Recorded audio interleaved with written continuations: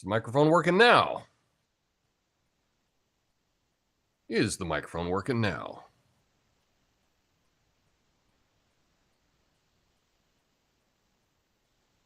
Come on.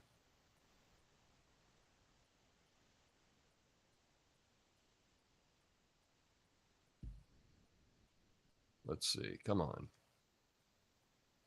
Microphone working now? All right. Yeah. I think it is. Mute. Okay. All right. Well, here we are. Here we are. I guess we're live. Woo! Oh, man. Welcome to the show, everyone. I'm just kind of gearing up for my trip, and I'm trying to get this all live going from my laptop. Not an easy thing to do, especially if you're not a teenager. But we'll get it sorted out. Okay. Thank you for all the nice comments in the chat. I really mean it. I really mean it. Anyway, let's get on with it. I mean, we got a couple people here, so I just wanted to. So anyway, I don't have a different equipment, so forgive me. Anyway, welcome to the show, everyone. You know, folks, I'm scrolling through my phone the other day, desperately seeking any sign of human interaction, that didn't involve emojis, and I stumbled upon a realization. People just aren't replying to texts the way they used to. And no, not because there's some new app that's replaced texting, right? Texts. It's a fun word to say. Texts. Anyway, there's a trend here, and I don't think it's just me. It's like we're all stuck in a perpetual game of digital dodgeball, except instead of dodging balls, we're dodging responsibilities and heartfelt connections. I mean, come on, folks. Many of you are guilty of this. You send a text, you wait some more, and then you start to question your own existence. Like, did I accidentally text the Bermuda Triangle? Nice 80s reference, Tom. Let's bring it up to date. Is my phone on silent? Do I even have friends? But let's break it down, shall we? We've had a pandemic, which turned us all into hermit crabs and hiding away in our shells and avoiding social contact like it's a plague. Kind of is. And then there's the informal nature of texting. It's like trying to have a meaningful conversation with someone while they're juggling life and constant interruptions. It's a miracle we can communicate at all. And don't get me started on distractions. Got more distractions than Joe Biden in a Baskin Robbins. But between Netflix, TikTok, and the never-ending abyss of social media, it's a wonder we remember to breathe, let alone respond to a text message. But here's the thing, folks. Amidst all the chaos and digital noise, we're losing something precious.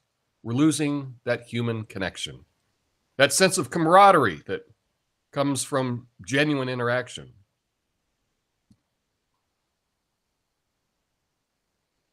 Let's reclaim our humanity, shall we? One text reply at a time. Because at the end of the day, folks, we're all in this crazy, chaotic, beautiful world together. And the only way we're going to make it through is by connecting and reaching out and by showing a little compassion. So here's to the lost art of text messaging. May we never forget the power of a simple reply. My name's Tom Coffey. It's Coffee Nuance Show. Best censored commentary and news show live right now. Flame on. Doot, doot, doot, doot, doot, doot, doot. Yeah. So, don't think I got the audio working. The audio music thing working. It's always something. But I tell you what, I have been kind of stressed out. I've been really stressed out. So much so that it's affecting me physically. My back is just like wrecked right now. And it all comes from I'm leaving on this trip. And I still haven't found a babysitter for my beloved coconut. And it's really doing me in. But the thing I think that is really doing me in more than anything else is the fact that people don't reply to texts. And I've seen this as a trend. And, for a long time, I kind of thought it was just me. I'm like, maybe I just have a bunch of shitty people in my life that won't reply, Maybe it's only my siblings. Maybe it's only the people that I know that are like this. But I don't think that's true. I think there's something that's happened societally that many people are just ignoring communication to them as some kind of way to like take power back in their own life. I'm not a psychologist. I can't get in there and figure out what's in their head. I think I've talked about it before. Phubbing, right? That's using your phone to ignore people in your own life, like right around you. But this is not phubbing. This is just ignoring people that reach out to you on social media, on text messages, whatever it happens to be, as some kind of way to have like the power in the relationship or something. I'm the person with hand, right? If I reply to them, then they're in charge. But if I just don't reply to them, that lets the other person know that you're more important, or some BS like that. I don't get it. I don't get it, but I don't think it's just me. I don't, one of the questions is like, am I the a-hole, right? Am I the a-hole? No, maybe sometimes, right? But I've just seen this trend, and it seems to have gotten a lot worse since the lockdowns. It's my own personal observation. However, what I will say is that, we can't make judgments based on it. It's hard to make proclamations about what's happening nationwide just based on your own little tiny view of things. And for a long time, I just thought it was the people around me, but I don't think that it is. I think that this is some kind of nationwide phenomenon where people, in some kind of desperate attempt to claim more power over their own life, they're ignoring people that reach out to them. That's what I suspect, but I don't know.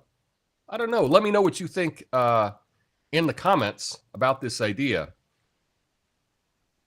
because I would like to know if you've experienced something similar, or maybe you think, Tom, you just need better people in your life. Probably do. So anyway, yeah, we got a number of stories to get to today. A lot of weird stories today, and I guess I won't be doing any audio video. So I guess I can just put those to the side because I can't seem to get it to work yet. Oh well. I'll describe it to you. Did you all see the big game? The Super Bowl yesterday? I did, and it went just as expected. Now, this was kind of weird. And there were some play calls and some referee decisions, especially down near the end of the game, that are really hard to explain, and they just kind of fall in line with every conspiracy theory that you've heard. Now, it doesn't mean that it is, but, it's you got a first down, right? You go 2 yards or so. Maybe there's less than 2 minutes left. You run, you like 2 or 3 yards, should be 2nd and 7. And then you got first down again? That's kind of weird. That's kind of weird. You know. But I guess you'll probably see that on social media if you haven't already. See if something comes up with it. I'm not going to get into it that much. Yeah, Taylor Swift won, so good for her. Taylor Swift and her, the Pfizer-sponsored boyfriend.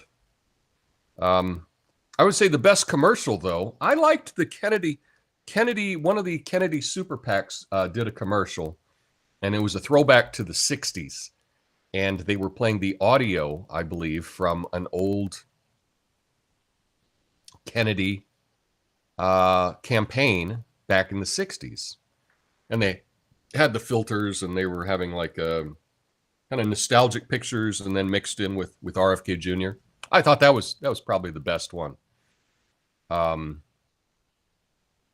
the commercials weren't great. What was weird is there was a couple commercials that were repeated. You're spending that much money on a commercial and you're just going to repeat it? Like you're just throwing money away. If you're buying 4 commercials, you do 4 different commercials. Come on. Let's get us talking, but I don't know.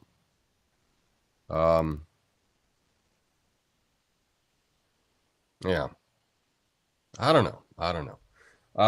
But anyway, let's get to this first story.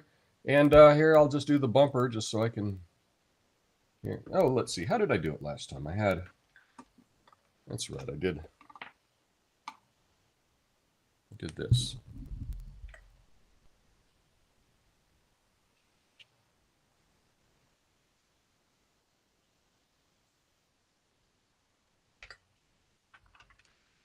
Wow, you couldn't even hear that. Oh, I got all the cables. There we go. I'll do it like this next time. Boom. There we go. Anywho,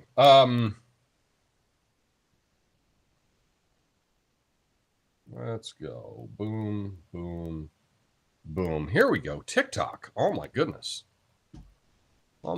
You've heard about this terrible app, right? Well, President Joe Biden's re-election campaign launched a TikTok account, marking a move to engage young voters despite the platform's controversies tied to its Chinese ownership. The first video, centered around the Super Bowl, humorously addressed conspiracy theories and featured Biden's profile picture with laser eyes. This strategy aims to tap into Gen Z, demographic known for its use of platforms like TikTok. Now, despite previous concerns about TikTok security, the campaign is implementing advanced safety measures, or so they claim. With Gen Z being progressive and politically active, the Biden team's presence on platforms like YouTube, Truth Social, TikTok, it aims to harness meme culture and digital engagement to reach and mobilize younger viewers effectively. And I say that this will not happen.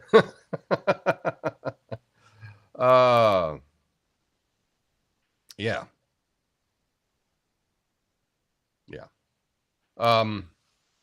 So this was kind of weird. Now this is the little graphic I have here. This is, I think, from the Instagram. But they're using this Dark Brandon meme. And the first post... Oh, and this was on Twitter. On Twitter, and I can't even pull it up now because on Twitter, the post, as soon as the Super Bowl was over, they posted a Dark Brandon. It was, the Joe Biden with the laser eyes, saying words to the effect of, aha, just as we planned. Kind of addressing conspiracy theories that the Biden White House had orchestrated the win of the Kansas City Chiefs, because that is their plan all along. And that's just creepy.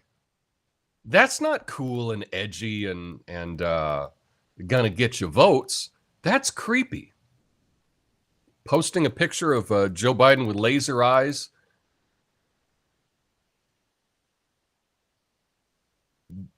With the caption that that's just what we, let's see. Yeah.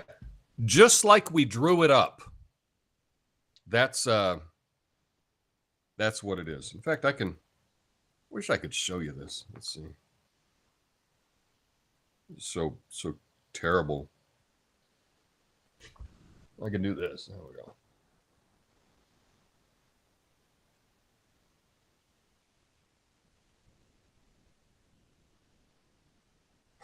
So I just took a picture of my screen, but this is what it says right here. You got the Joe Biden with the laser eyes, just like we drew it up as soon as the Super Bowl finished.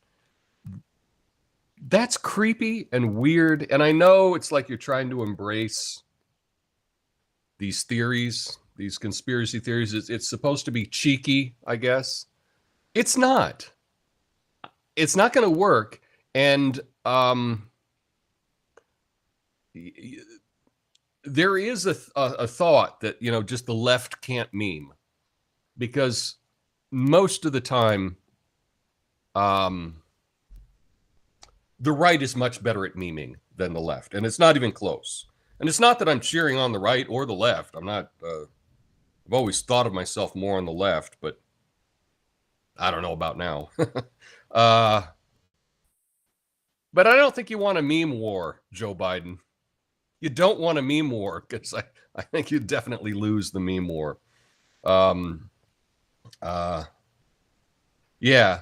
And the thing is, if this were, thank you, Alan Durrell. If this were a parody account, it'd be like, oh, that's funny. This is actually from Joe Biden. From Joe Biden. Just as we drew it up. Meaning that he's letting the nation know that we're in control of everything, just like you think we are, and we rigged the Super Bowl. What are the implications for that? That we might rig other things in the future? That's what it looks like. That's what it looks like. So anyway, check that out today, and let me know if I'm just, if I'm off my rocker, or if this is yeah. Anyway, all right. Speaking of Biden and social media.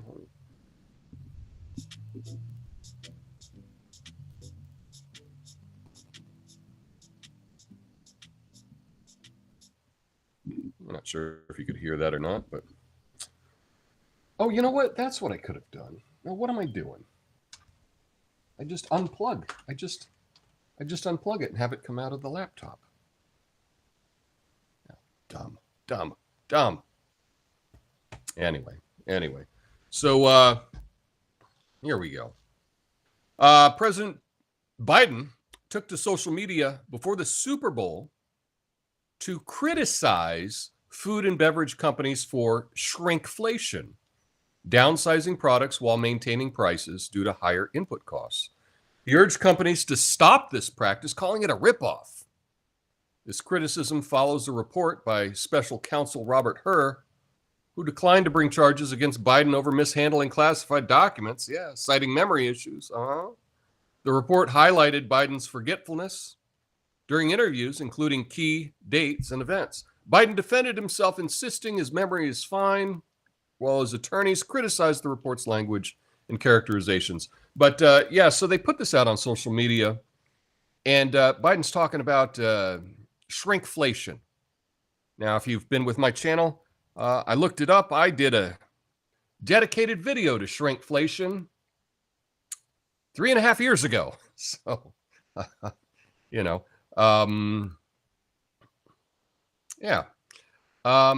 but here's the deal, right? Shrinkflation is one thing, but what the Biden administration is doing here is they're making the claim that, oh, no, you know what? All this inflation you see, it has nothing to do with the fact that we just turned on all the printing presses and just printed money like an insane person, right? Forget that. That has nothing to do with the inflation. The real inflation is because you're getting less M&Ms in your little snack pack, right? You get your little bag of Doritos that's got a few less Doritos in it. That corporations being greedy, that's the real problem. No. Both of those things can be true. It can be true that companies are putting in less food into your processed food snacks. And, that's probably not a bad idea, right? You should probably not even eat that crap, right? But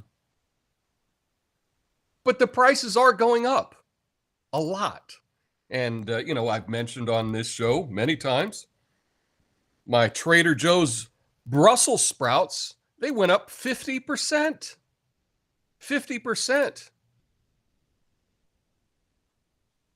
Now, I don't know if they've done shrinkflation or not. I haven't noticed that. But if they put a couple less Brussels sprouts in the frozen bag of Brussels sprouts, that doesn't somehow negate the fact that they're charging 50% more for what they were charging before. So this is a distraction. This is an excuse. Biden administration is trying to trick people into thinking that, the higher prices that you're paying, it's not us. Oh no, it's those corporations. Yeah. They're the bad guys. And I don't know. I mean, I don't think they'd do it unless people fell for that. So I guess people are falling for it. Not everybody. But wow. I don't know. Shrinkflation is a thing.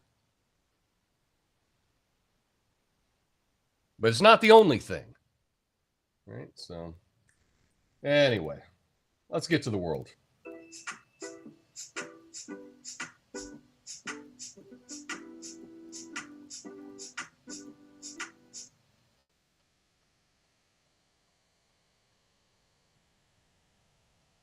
There we go. Oh, Venezuela, Guyana. Now, I know all the people that have been following my channel, you know exactly where both those countries are, and you know that they are right next door to each other. Because across the top of South Africa, right, on the left, right, you got Colombia, right, you got Panama coming down into Colombia. Just to the left of that is Venezuela. And then you've got the three amigos, Guyana, Suriname, and French Guiana. Right? My three amigos, Guy, Sir, and French Guy. So Guyana is right next door to Venezuela, and they have had this conflict going on. But surprise, surprise, look who may be at the center of the conflict there. Well, ExxonMobil announced plans to explore for oil and gas in a disputed area off the coast of South America, which has sparked tensions between Venezuela and neighboring Guyana. The area, claimed by both countries, was the site of the expulsion of 2 U.S. oil companies by the Venezuelan military. Now, Guyana awarded the exploration license for the area, considering it part of its Essequibo region. However, Venezuela held a referendum supporting its claim to the territory. Guyana's foreign secretary asserts that ExxonMobil has the right to work in the region as it falls within established Guyanese waters. ExxonMobil plans to drill 2 exploratory wells in the area situated north and west of its highly productive Staboak block. So surprise, surprise, surprise. Oh, I said South Africa? I meant South America. You know what I meant. They're both south, right? Oh, man. Yeah, obviously South America. Well, surprise, surprise, surprise. We have some conflicting territory disputes. And who is at the center of it? Why is this such a big deal? Oh, it's because ExxonMobil wants to drill there. That's why it's happening. And from what I understand, Venezuela doesn't exactly like to play ball with these globalist energy companies, but the U.S. does. That's why the U.S. is we've got all the sanctions against Venezuela. Now, why are we sanctioning Venezuela? It's like communism or something. Why are we doing that? Interesting. But did you know that Venezuela has the most oil reserves in the world? That's right, even more than Saudi Arabia. It's in Venezuela. And the U.S. doesn't seem to have dominance over Venezuela, and so we do a whole bunch of sanctions on them because you see how this works. Yeah. You get it.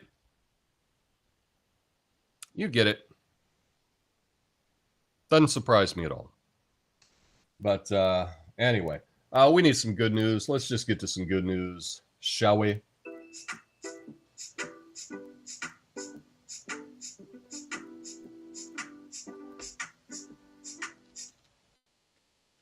Here we go. Now, the little picture here. It's fingers. And I don't know if you can see the little lens there. Oh, yeah. This is cool. Ophthalmologists have developed a novel spiral-shaped contact lens named the spiral diopter, which maintains clear focus at various distances and lighting conditions. Inspired by the optical properties of severe corneal deformations, the lens creates an optical vortex, allowing for multiple clear focal points.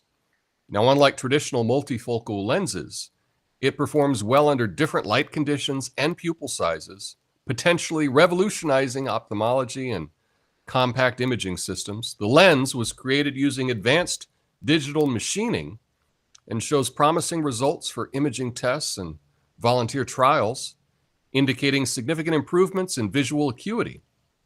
This innovation could lead to advancements in various fields, including wearable devices, remote sensing systems, and compact imaging technology. So this is pretty cool. I wanted to tell you about it because I'd never heard about this before. But these kind of spiral lenses that are great for focusing on different amounts of light and different distances. It's incredible. So this may be something that can go and help us see better, especially people that just might have some visual impairment.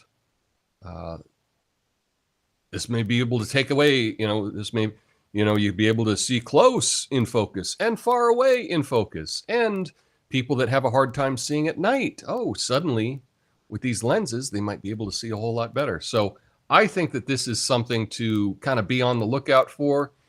One of I think the fun things is when you come across something new, all of a sudden, you may start hearing about it more and more often.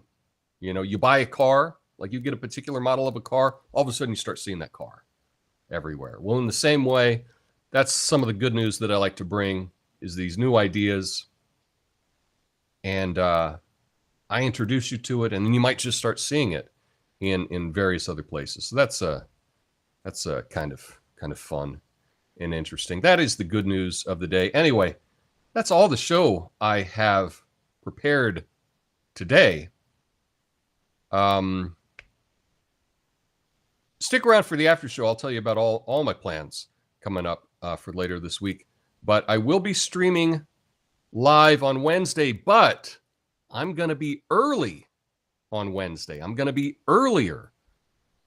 Exactly what time? I don't know. But I'm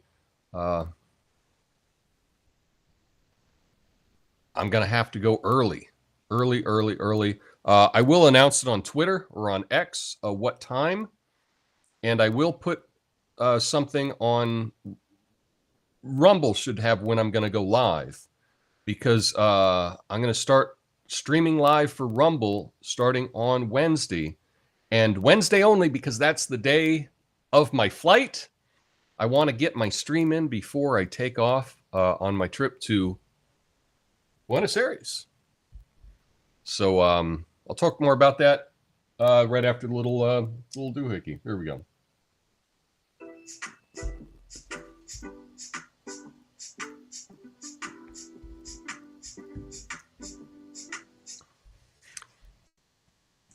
see. Let's clear that. There we go. Clear that. Clear that. There we go. Okay, so yeah, so Rumble, I'm going to be streaming on Rumble, I think exclusively on Rumble. I need to double check. I'll email. But I think that they want me to live stream exclusively on Rumble, so I will be posting the videos on YouTube afterwards. But I'll be doing my live streams just on Rumble, I guess. Anyway, it's still kind of up in the air. I'm still trying to figure that out. But, and I am still trying to figure out all my equipment. Yeah. Yeah. Anyway. But yeah, I'm taking off on Wednesday for Buenos Aires. I'm going to be gone like 4 weeks. And, but I'll be streaming from down there. I'll have to see what time I'm going to be streaming because it's not going to be at the regular time. And I'm going to be doing a nighttime stream. And I think there are a 5-hour difference there. So I will just have to figure it out. I'll have to figure it out. But I will be posting on X what time I'm going to go live. And I'll schedule on Rumble. So if you got a Rumble account, you can go and look at my channel on Rumble and it should say. And perhaps I can post it as a message on YouTube, but I don't think many people even see that.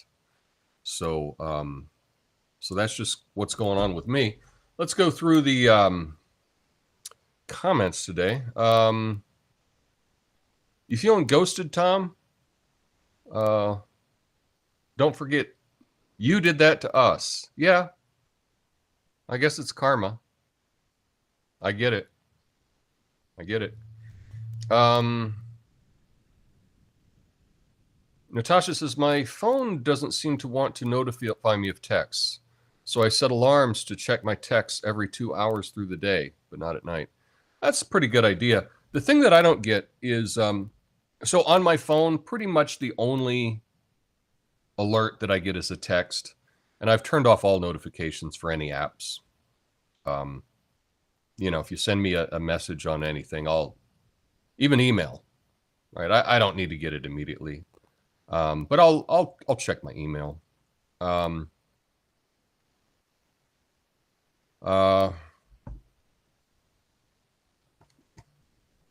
Erie Ferry says, I reply to my texts when I see them. My phone likes to remove notifications, though.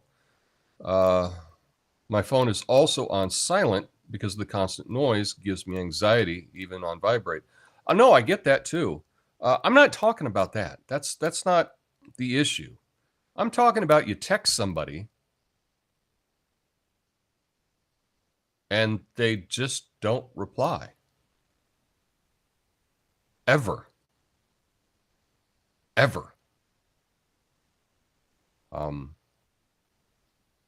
And then they say like, oh yeah, I don't check it that often. It's like, okay, you check it once a week. When you see it a week later, maybe reply then, you know, but they just don't. So yeah.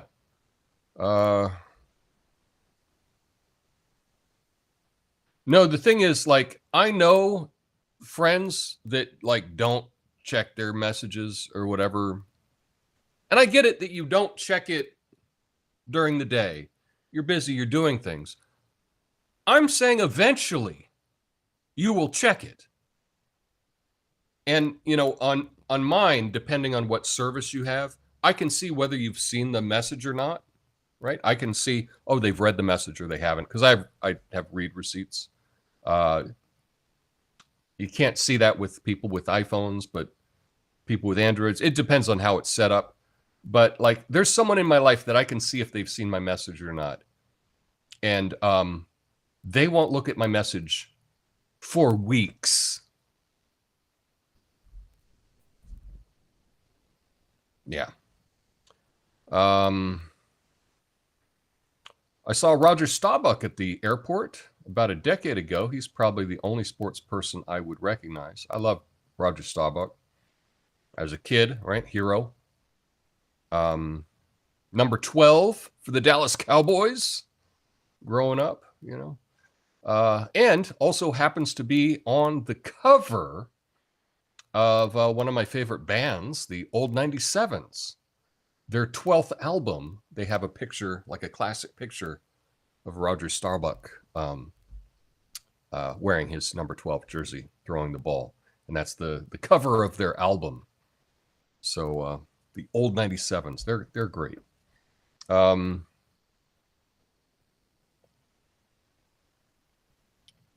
Let's see.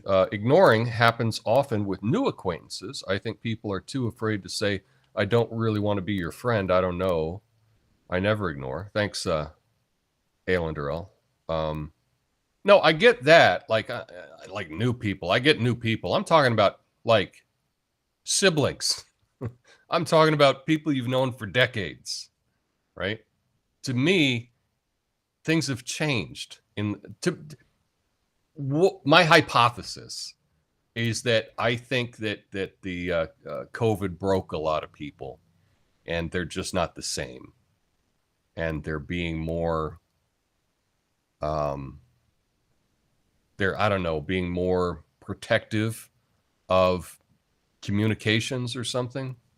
I'm not sure. And it's super common on dating apps. Women ghost like 9 out of 10 men.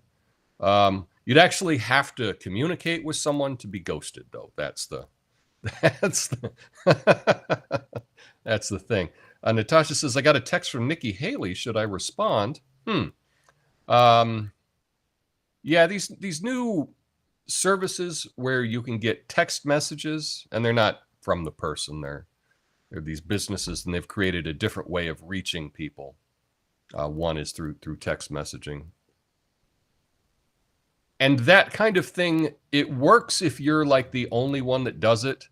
But if everyone starts using these kind of text messaging ads, then people stop looking at their text messages. That's the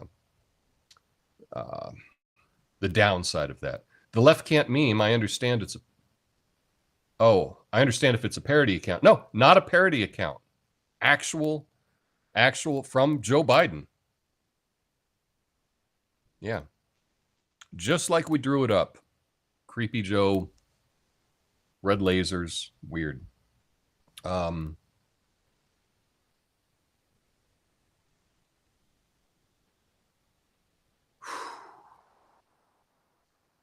Yeah, some people here talking about dating apps. As far as I'm concerned, I think that they're all kind of dead now, or they're dead for most men. Let's just put it that way. They're dead for most men. So good luck.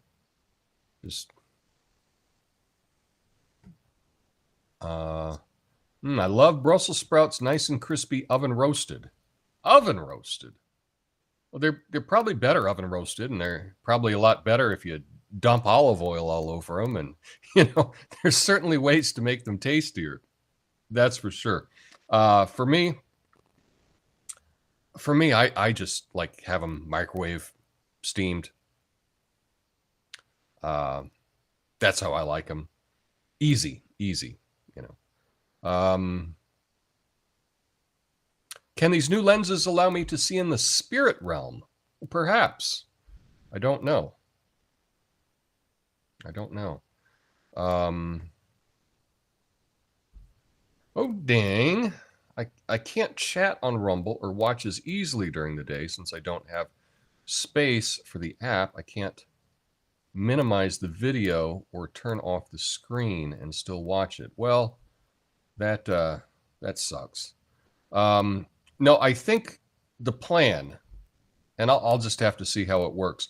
I think I'm going to be really busy because my plan is to do a show, and my whole plan, I mean, you wouldn't be able to tell from today, but the plan was that the show was going to be better. But it's hard to be better if I can't get all the equipment working. But I've just been kind of overwhelmed with this stress of getting ready to leave and, dealing with dealing with life here. I've just been really stressed out. But the plan is that I will record a show live, and then I will chop it up and post videos. And when I post the videos, I will post the videos like, let's say, the next day. So I'll have them scheduled to go live, at regular times. So I think that that's going to be, I think that'll work. We'll see. We'll see how it goes. Yeah. Wasn't Staubach the only thrower of the Hail Mary pass? He was awesome. I don't know about, obviously there's Hail Mary passes have been thrown for eons. Since the beginning of football, I think they've had the Hail Mary pass. So I don't think that's the case with him, but yeah, just kind of it's funny. I think of him as like him and Joe Montana are these kind of like 80s sports stars, kind of all-American sports stars that they were just sports stars.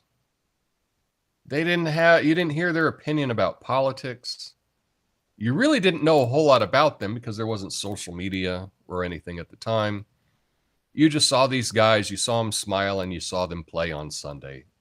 And everything else was just a myth and projection and, kind of idealized ideas about who they were, which they probably weren't, but, but we really didn't see them that much on interviews, or we didn't know who they were dating, and we didn't, like they weren't showing up at award shows. They were just kind of mythical figures. And I don't really think we have mythical figures walking around in 2024 anymore. That's kind of the past. Anyway, that's all I have for you today. Send me some good vibes, because I need to, I got a lot to do. And I got a lot to do. But anyway, I hope you all have a beautiful day. Until next time, peace.